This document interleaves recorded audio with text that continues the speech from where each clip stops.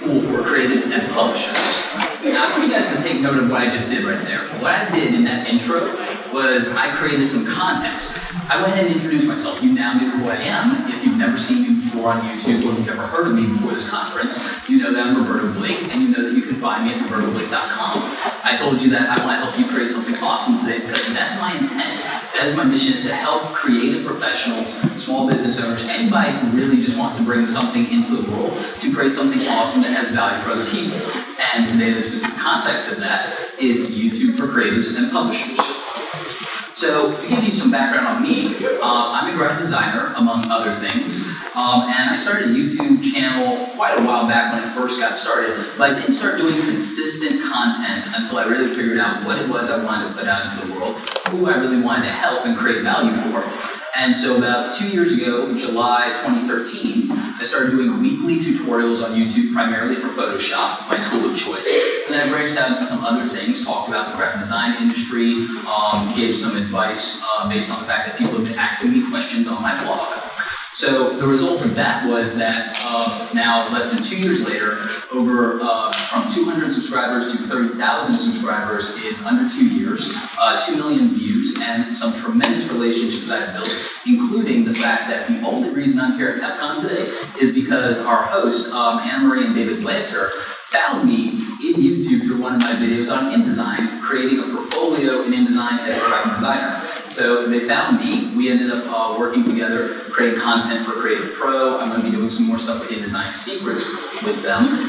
And that's the value of YouTube for me as a creative professional. It's allowed me to build some amazing relationships, as well as reach some clients that I may not have reached in any other way. So I'm going to talk to you about how you can use YouTube to accomplish your goals, and it revolves around the 3 C's that I talk about that are my entire creative philosophy.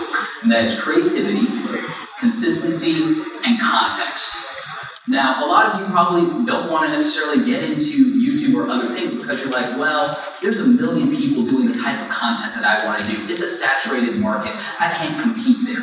But if you're creative and you do something unique, something interesting, or it doesn't even have to be necessarily better. It could be something that reaches a unique or niche audience and creates the value that they're looking for. There were 1,000, 10,000 other people doing graphic design and Photoshop tutorials. But even someone here today at the conference yesterday told me that specifically they loved my content because for them, it was easier for them to digest and understand than previous tutorials and things that they had watched before. And they were very savvy about finding those things. And mine just happened to get it right for them. So I want you all to understand that you have unique value that is going to help somebody somewhere, and you shouldn't be afraid to put it out there, and you shouldn't think of yourself as competing. You should think of yourself as just trying to reach and help as many people as you can while achieving your own goals. And if you do that by being unique and authentic, I think you'll be successful at it. So that's the C of creativity. Let's talk about consistency. A lot of people, they give up on something. They don't try to see it through to the end. They, go in for like 5 or 10 videos or results, and then they drop off because they didn't get the feedback they wanted. They didn't get the right amount of views that they wanted or the right amount of subscribers. But the only way that you grow at anything, as many of you know as design professionals, is consistency. How many hours did you have to spend in Photoshop, Illustrator, InDesign before you started producing something that you felt was of quality and that you felt comfortable to charge for? If you are a publisher, did you, get your first publication right? If you are an author, was your first book a bestseller? It was. Great for you. But most people will not necessarily get something perfect the first time. I know I certainly didn't. But by doing stuff weekly, I was able to improve the quality incrementally, get better. Also, I was able to meet the needs and respond to my audience. I was able to take constructive criticism. I was able to take 100 punches to the face without quitting and say, you know what, I'm going to keep doing this. I'm going to get the audio better. I'm going to get the video quality better. I'm going to get better at being concise instead of rambling on and on and on and on, as creatives are wont to do. And as a result, I was able to build a deeper connection with my audience, be consistent, get very fast at the editing to where now I'm producing daily content for the next year to see if I can do that without going insane. But the point is that if you are consistent, and you produce enough of something that has value for other people, you'll eventually start to see some traction and results, and you can be adaptive and you can respond. But if you're not consistent, if people don't know, well, you only put out something every other month, there's no reason for them to subscribe. If they know that you are going to put out something on Mondays, Tuesdays, and Thursdays, they know that, well, I can tune in on those days just like I would to any television show. So they know you're being consistent, you're reliable, you're going to be there for them. Let's talk about context, intention, and engagement. You're here because you want to learn a little bit more about how to potentially be successful in YouTube, or if YouTube is a viable platform for you to accomplish your goals as a creative or a publisher.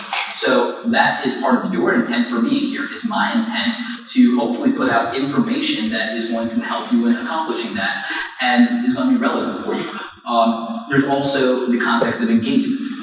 Something that's a little different. How many of you here have ever tweeted at someone, commented on a video, and never got a response to your question? Quite a few of you, I imagine so. I make a point, and I recommend you do this in anything that you do, that you try to engage and make sure that you're giving relevant contextual information to anybody who's giving you their time. If they gave you their time to watch you for 3 minutes, 5 minutes, or they gave you the time of joining you at a session like this, make sure that you're respecting that time and you're respecting that commitment by engaging and following up with them and making sure that the information you give is contextual and appropriate to what their needs are, and that will help you build and grow a relationship. They'll pay it forward. They'll tell other people about that interaction, and that will help you. I can't tell you how many people that because I commented, I responded to them, decided to share my content with other people, and that led to other things, led to other relationships. It was probably that somebody over at How Design or Print Magazine, I remember, saw a piece of content and decided to share it with their editor, and I ended up having a writing relationship with them that came from that. So you never know. You might be one piece of content away from something that could change your life. And being in the second largest search engine in the world is probably a good way to do that. So, why should you be on YouTube? Well, it is the second largest search engine in the world. Who here has ever done a Google search for something? I'm expecting you to raise your hand. Great. Now, me, I'm terrible at a lot of things. I might be good at design, I might be okay at YouTube stuff, video editing, whatever. But you know what I'm really terrible at? I'm really terrible at putting together furniture. I suck at it. So it's really great for me that there are videos from like IKEA and companies like that show me when I bought this new product, when I spent this money on it, that I can see how to put it together in maybe 5 or 10 minutes without butchering the thing and having to say, oh yeah, I think you guys gave me that when I got to return it. So I would highly recommend that, as a creative or as a business or a publisher, that you look at the fact that everybody needs to know how to do something. There is a problem or a pain point that they need solved. So being able to demonstrate that with a video might be helpful. Put it another way, if you have information to put out, we know that attention spans are shrinking and shrinking and shrinking.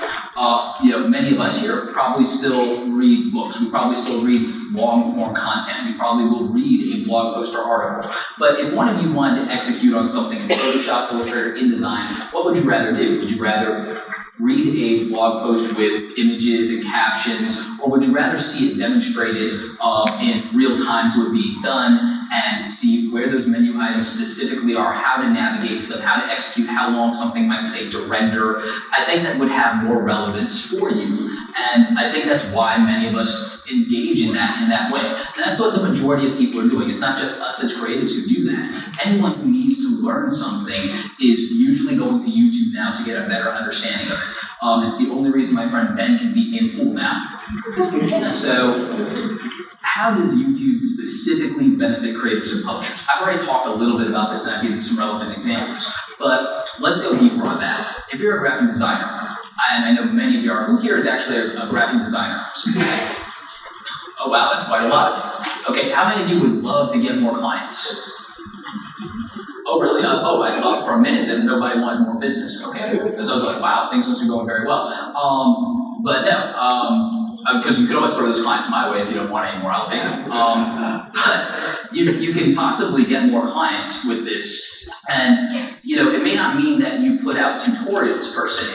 I remember something that I did that was effective was I did a video not too long ago on my thoughts on logo design pricing and ways that can be approached both for clients to give them some background and context, and also for designers to think about what might be appropriate for them to charge, different billing models, flat fees versus itemized billing versus estimates versus billing hours, etc.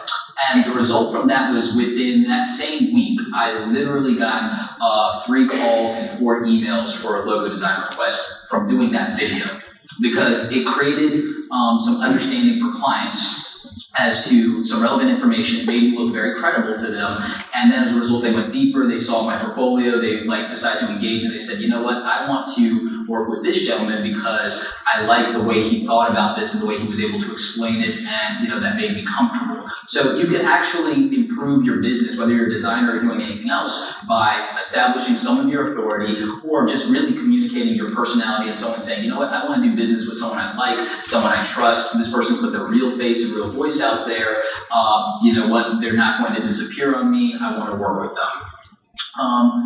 And then there's the fact that it can allow you to reach a broad audience because it's global. A lot of us, maybe we have local clients, but maybe some of us are working with people abroad, or maybe if your local market is very thin, or you don't feel there's a lot of creative opportunity based on your geography, it would allow you to reach people abroad in a very dynamic way where, again, you're putting your real face out there, you're putting your information out there, and maybe it's not your real face, maybe you're not comfortable with that. Maybe it's a time-lapse video of you designing a layout, or maybe it's a time-lapse video of you doing some speed art in Photoshop, or a logo design that shows them beyond the result in your portfolio, but a process that they can feel will be consistent and will really showcase your value, your capabilities to them. And that can really help you just say, you know what, I know that person is in Canada, but I really want to work with them instead of, whoever here. I just like what I'm seeing from them. I'm going to reach out and I'm going to work with that person. So it can let you reach a larger audience. It can let you showcase your work. You can take advantage of storytelling. You could, leverage your personality if you happen to be extroverted and outgoing. You're a better person with salesmanship or marketing. You may not be able to be at something like PepCon and interface with people. You may not be able to be at that person's cocktail party or event to pitch them. But you know what? Your video can be anywhere and everywhere, and it can do it for you. So who can you reach? You can reach new clients and customers that want to be educated about your products and services so you can get more work. You can connect with other people in your industry, similar to how, as a result, I was able to connect with Anna Marie, David Blanter, and so many other people. You can connect with brands that might have an interest in having you be a product evangelist for them, or an authoritative, or do a review. I've had the opportunity to work with some great brands. I've gotten to work with Lexar and Western Digital as a result of being in YouTube. But one of the challenges that I know many of you probably are thinking is, well, that's all great, Roberto, but what do I actually do? What do I make? What do I execute on? There's usually only a few types of content on YouTube, and I think we're all aware of it by now. There's content that educates and informs. There's content that entertains us, so, all of our cat videos. And there's content that inspires and motivates people. We've all probably been writing that Monday motivation hashtag with our cup of coffee before we start our grind, and that can be very engaging and can really get you going and okay, I'm ready to take on those 50 deadlines now.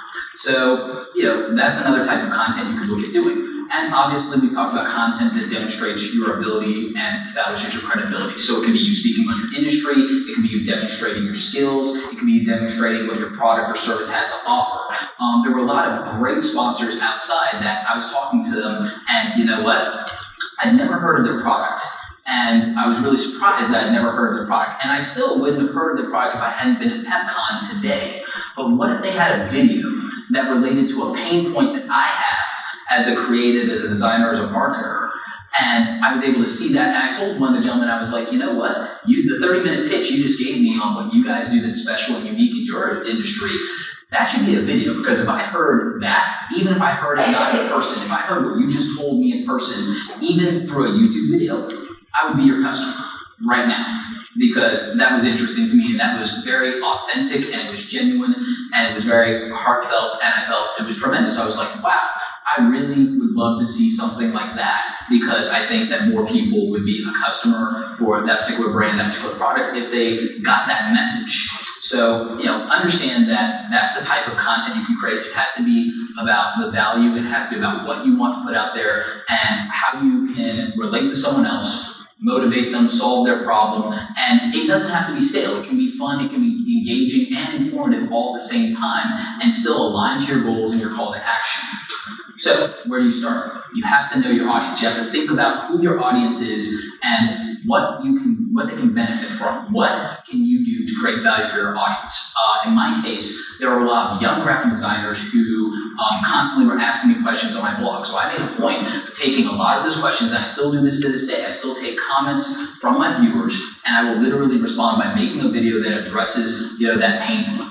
I did the video that Anne-Marie and David ended up discovering me through, because a lot of graphic designers literally were struggling with and would ask questions about how do I lay out a portfolio and what program should I use? Should I be trying to do this all in Photoshop? Should I be doing it in Illustrator artboards? And I was like, I think you should really use InDesign for that, because you can do a print portfolio, you can do a PDF portfolio that you can email to people, you can even do an interactive portfolio with InDesign. And was like, how do I do that? So I made a tutorial video about that. I constantly make videos that answer specific questions that I would get in YouTube or in Twitter. So if you have an audience already in Twitter, Facebook, any social media, or people who come up to you, whether it's your own employees, your coworkers, your friends, your family members, and you think that, if I'm answering this question 10, 20 times in a given month, it might be simpler to just make a video and just say, go watch the video, go watch the video, go watch the video. So that might be something that, one, saves you some time. And wouldn't we all love to get a piece of time back? I know I want every brain out of hour less I can get. You can get your time back, but at the same time, you can help a wide range of people at scale by just putting out a video that answers a question that you've had to hear 1,000,000 times. So you just do it once. Understand what your goals are. So what are your goals? You can make content that aligns to your goals that still creates value for other people. You still want something out of this, and that might be new clients. That might be to establish your authority. It might be to prepare for a book that you're writing that you want to sell, or a product that you're developing. By putting out information about it in advance, you can align your content to that goal and to that objective. For example, if you were writing a book, my recommendation would be, if you have an outline for your book, that you go ahead and you create a series of videos, a playlist of videos that address the topics that you're covering in your book. So the information is out there, it's engaging, you can sell your personality in a way you can't in written words, and that by doing that, you're going to have a better chance of people, when the book does come out, them being aware of it, and them saying, I got so much value from what that person put out there, and they responded to my comments. I want to say thank you and support them by buying the book, but more importantly, I want to get more out of them by buying the book so they can go deeper. So, I know I'm running out of time, so let's get to something really good. When will you see results? When will you see results? It takes time.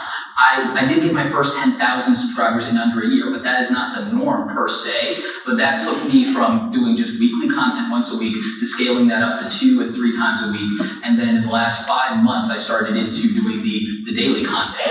And not everyone can do that, and not everyone should do that. I'm doing that as a one-man band. It's not impossible, and I cover a lot of how to do that in my channel, because I don't just do the graphic design stuff. I do how to grow your YouTube channel. I do stuff about the DSLR video and equipment side of it too. But understand that it takes patience, just like all of us took patience to build our skills. It takes patience to build your audience, and you're growing relationships. You're not just making videos. You're building relationships with people, and ideally, you're helping create value for them and solving their problems. If you have a presence in other social media, then you can grow faster by leveraging that. And the important thing is to just focus on what value you want to create and what needs to be out there, what problems you're going to solve, and what your goals are, and how does this align to that. So some final thoughts to write out to end up the conversation here. Create an overall consistent content strategy. Develop a video production strategy as well for making your content. Develop a strategy for video discovery. Learn a little bit about SEO, but more importantly, think about what people are going to search for. How to design a logo. What to charge for graphic design. Whatever the question is that you think you need to be answering, make sure that your titles and your content align to that, and that the information that have a plan for producing the content. And of course, most importantly, create something awesome today.